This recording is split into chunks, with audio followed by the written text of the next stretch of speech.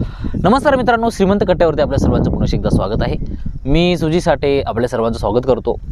बऱ्याच दिवसानंतर मी या ठिकाणी आलोय, कारण अडचण होती इथं येण्यासाठी, कारण रस्ता खूप खराब झाला होता। पण हे माझं फेवरेट प्लेस आहे आमच्या गावामधलं, आणि बऱ्याच कालावधीनंतर मी आलो आहे आणि प्रचंड पाऊस चालू आहे आजूबाजूला। खूप छान वाटतंय। दुसरीकडे तेवढ्याच पटीमध्ये दुःख देखील होते, कारण लोकांचं भरपूर नुकसान होतंय। भरपूर लोकांचे घरं रस्त्यावरती येत आहेत, घरांमध्ये पाणी शिरलंय, प्रचंड आहे। लोकांची जनावरे वाहून गेलेत, खूप नुकसान झाले, त्याच्यामुळं प्रचंड वाईट देखील वाटतंय।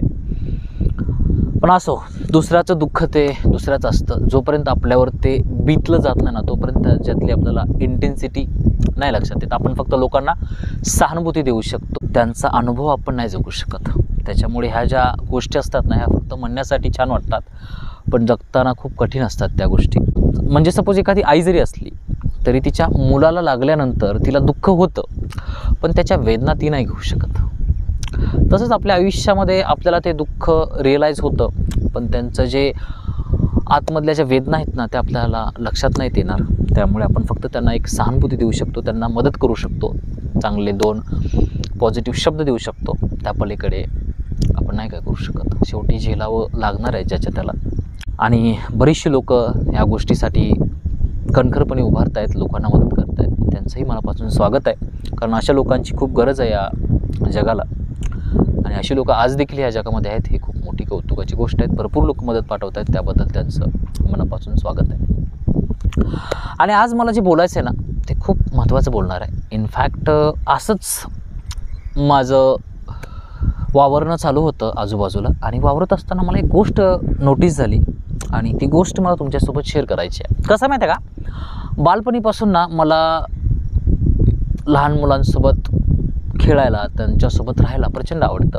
आणि माझं भाग्य असं आहे की मला आजपर्यंत लहान मुलं भेटत गेली, माझ्या लहानपणीपासून ते आजपर्यंत।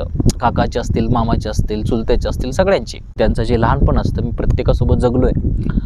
आणि त्यामुळे मला लहान मुलांसोबत प्रचंड लळा आहे आधीपासून। आज देखील माझा जो जास्तीत जास्त टाईम आहे ना, तो मी लहान मुलांसोबत स्पेंड करतो। पण मला ते स्पेंड करायला का आवडतं आहे, त्यांच्यासोबत मला एवढं का खेळू वाटतं आहे, त्यांच्यासोबत मला एवढं का राहू वाटतं आहे, ह्याच्याबद्दल मला माहीत नव्हतं, पण ते आवडत होतं। अशाच आपल्या आयुष्यामध्ये बऱ्याचशा गोष्टी असतात ज्या आपल्याला आवडत असतात, आपण करत असतो, पण ते का आवडतं आहे, का करू वाटतं हे माहीत नसतं। आणि साहजिक आहे की प्रत्येकाला लहान मुलं आवडतात, त्यांच्यासोबत टाईम स्पेंड करू वाटतो। पण त्याचं कारण मला काही दिवसांखाली कळालं। कारण असं होतं की ज्यावेळेस आपण लहान मुलांसोबत असतो, त्यावेळेस आपल्यामधला जो मी आहे ना, तो आपण बाजूला ठेवून त्यांच्याजवळ गेलेलो असतो। म्हणजे त्यांना ह्या गोष्टींनी फरक पडत नसतं की आपण कोण आहोत, आणि आपल्याला पण त्यांना दाखवून काही फरक पडत नसतो। त्याच्यामुळे आपण आपला मी बाजूला ठेवतो आणि त्यांच्यासोबत जाऊन त्यांच्यासारखं होतो, त्यांच्यासारखं बागडायला लागतो, त्यांच्यासारखं बोलायला लागतो, त्यांच्यासारखं होतो, आणि मग आपल्याला त्या ठिकाणी भरपूर आनंद भेटायला लागतो। त्यांना फरक नाही पडत की आपल्या अंगावरचा शर्ट 5,000चा आहे, आपण घातलेला गॉगल 5,000चा आहे, आपली गाडी 2-3 लाखाची आहे, काय फरक पडत नाही त्यांना ह्या गोष्टी कळतच नाही आहेत। आणि आपल्याला पण माहीत असते की ह्या गोष्टी त्यांना सांगून काय फरक पडणार नाही आहे। त्यामुळे अशी लहान मुलं ज्यावेळेस आपल्याला दिसतात ना, त्यावेळेस आपला इगो ऑटोमॅटिक बाजूला राहतो, आणि आपण त्यांच्यासोबत ऑटोमॅटिक इन्व्हॉल्व होतो, आणि प्रचंड आनंद भेटायला लागतो। आपल्या लक्षातच येत नाही की मला काय हॅपी व्हायला लागलो, मी एवढं का भारी वाटायला लागलं। त्याच्या पाठीमागं कारण एकच असते की आपण आपला अहंकार, आपला इगो, आपलं जे मी पण असतं ना, ते बाजूला ठेवलेलं असतं, आणि ते जेव्हा बाजूला होतं ना, मगच आपल्याला ॲक्च्युअलमध्ये आनंद मिळायला लागतो। आपण स्वतःला विसरलेलो असतो। इनफॅक्ट आपल्या आयुष्यामधला जोही आनंद असू द्या, जिथंही आपल्याला आनंद भेटलाय ना, तिथं आपण स्वतःला विसरलोय, आणि तेव्हाच तो आनंद आपण घेऊ शकलोय। तसंच आपल्याला लहान मुलांसोबत होतं, ज्यावेळेस आपण त्यांच्यासोबत इन्व्हॉल्व होतो ना, आपल्याला स्वतःला सोडून त्यांच्याजवळ जावं लागतं। त्याच्याशिवाय तिथं एंट्री पण नाही आहे। जर आपल्यामध्ये तो आकड असेल, अहंकार असेल, मी पण असेल ना, तर ते मुलांपाशी आपल्याला ते ॲक्सेप्टच करत नाहीत, ते लांब निघून जातात, पळून जातात। आपल्याला त्यांच्यासारखं व्हावं लागतं, त्यांच्याप्रमाणे वागावं लागतं, बोलावं लागतं, त्यांच्यावर प्रेम करावं लागतं, मगच ते आपली होत असतात। त्यावेळेस मग आपला इगो ॲटोमॅटिक कसा बाजूला जातो, आपण त्यांच्यामध्ये कशी इन्व्हॉल्व होतो, हे पण नॅचरली, नैसर्गिकरित्या होतं, आपल्याला पण नाही कळत। पण ती जी गोष्ट असते ना, ती खूप आनंद देऊन जाते आपल्या आयुष्यामध्ये आपल्याला।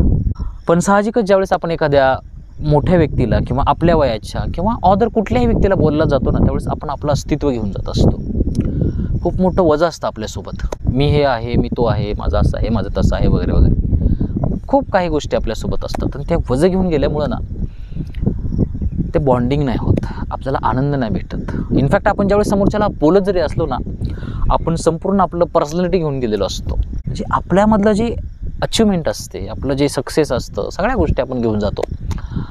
दाखवत नाही समोरच्याला, पण ते आपल्यासोबत असतं, आपण ते सोडायला तयार नाही होत, म्हणून आपल्याला आनंद नाही भेटत. पण ज्याही व्यक्तीजवळ जात असताना आपण त्या गोष्टी सगळ्या बाजूला सोडतो आणि त्या व्यक्तीसोबत जाऊन नम्रपणे बोलायला लागतो ना, मग ॲक्च्युअलमध्ये आपल्याला आयुष्यामध्ये आनंद भेटत असतो.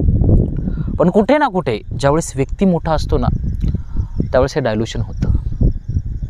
आपण नाही जरी म्हणलं ना, तरी किंचित का असे ना आपला इगो आपल्यासोबत असतो. त्यामुळे ना आयुष्यामध्ये ना ह्या गोष्टी समजून घेणं खूप महत्त्वाचं आहे. नैसर्गिक राहायचं, साधं राहायचं. कोण व्यक्ती आपल्याला नावं ठेवतं आहे, कोण काय बोलतो आहे, ह्या गोष्टींचा जास्त विचार नाही करायचा. साधं व्हायचं, सिंपल व्हायचं. तुकोबारायांचा अभंग आहे, नम्र झाला भोता त्याने कोंडिली अनंत.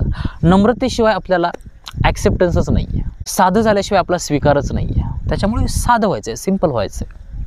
पण ते आपल्याला होता येत नाही आहे. या जगात सगळ्यात अवघड गोष्ट असते सिंपल होणं, साधं होणं.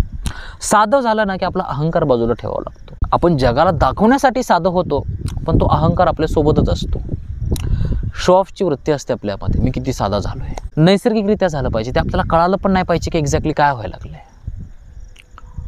आणि ज्यावेळेस मग आपल्या आयुष्यामध्ये आपण असं जगत असतो ना, मग ॲक्च्युअलमध्ये आपल्या आयुष्यामध्ये आपल्याला खरा आनंद मिळत असतो. त्यासाठी समज, ज्ञान, अंडरस्टँडिंग ह्या गोष्टी खूप हेल्प करतात आणि ते वाढवण्यावर आपण प्रयत्न करायचे असतात. आपण ह्या सगळ्या गोष्टी बाजूला सोडतो आणि मूर्खासारखं काहीतरी करत राहतो आयुष्यभर. लोकांना प्रूव्ह करत राहतो, लोकांना दाखवत जातो, लोकांना जाळत राहतो आणि त्याने आयुष्यभर आपण दुःखी राहतो, आपल्याला भेटत काहीच नाही. त्यामुळे ह्या गोष्टी समजून घेणं खूप महत्त्वाचं असतं, एवढंच सांगू इच्छितो. आय होप की आज माझ्याकडून तुम्हाला बऱ्यापैकी ऐकायला मिळालं असेल. जर व्हिडिओ आवडला असेल तर व्हिडिओला लाईक करा, शेअर करा आणि तुमच्या देखील काय प्रतिक्रिया असतील ना, तर त्या कमेंट बॉक्समध्ये मला नक्की सांगा, एवढंच सांगू इच्छितो. Thank you so much for watching this video. God bless you. Bye.